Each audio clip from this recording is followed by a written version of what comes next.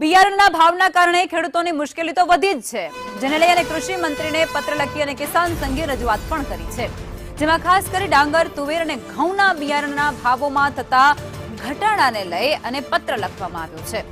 બિયારણના ભાવ ઘટવાના કારણે ખેડૂતોને મુશ્કેલી હવે વધી છે, ત્યારે ટેકાના ભાવે ખરીદીની સામે બિયારણની ખરીદીમાં ભાવ ઘટતા કૃષિ મંત્રીની રજૂઆત થઈ। તો આ મુદ્દો અત્યારે ખૂબ ચર્ચાનો છે। લોકો કિસાન સંઘ છે તે અત્યારે સરકાર સમક્ષ રજૂઆતો કરી રહ્યું છે બિયારણના ભાવને લઈ, અને અત્યારે સરકાર પાસે તેઓ ગુહાર લગાવી રહ્યા છે। કિસાન સંઘ તેમની સાથે અનેક એવા ખેડૂત આગેવાનો છે તે પણ જોડાઈ ચૂક્યા છે। પત્ર લખવામાં આવ્યું છે, કારણ કે ડાંગર, તુવેર અને ઘઉંના બિયારણના ભાવમાં જે પ્રકારે અત્યારે સ્થિતિ સર્જાય છે, જેને લઈ અને ખેડૂતોને આર્થિક ફટકો પડે તે પ્રકારની સ્થિતિ છે, જેને લઈ પત્ર લખી રજૂઆત થઈ છે।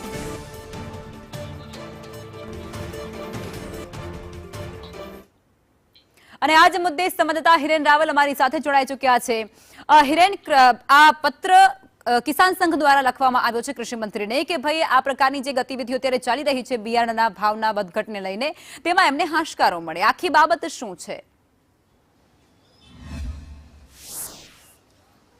જે ટેકાના ભાવે ખરીદી જણસીઓની થતી હોય છે ને, એની સામે જે બિયારણનું વાવેતર થતું હોય છે, એ બિયારણના વાવેતરના ભાવ છે એમાં ઘટાડો સતત થઈ રહ્યો છે, અને એ ઘટાડો થાય તો ખેડૂતોને એના વેચાણમાં નુકસાન થાય, એટલે કે ખેડૂતોની આવક ઓછી થાય। એટલા માટે કિસાન સંઘે આ પત્ર રાજ્ય સરકારને લખ્યું છે કે આ ટેકાના ભાવે જે જણસીઓ ખરીદવામાં આવે છે એ જ પ્રકારે બિયારણની અંદર પણ યોગ્ય વ્યવસ્થા કરવામાં આવે, જેથી કરી અને ખેડૂતોને ભાવ મળે, નુકસાની ન જાય, એ હેતુથી આ પત્ર કિસાન સંઘ દ્વારા લખવામાં આવ્યો છે અને આ માગણી કરવામાં આવી છે।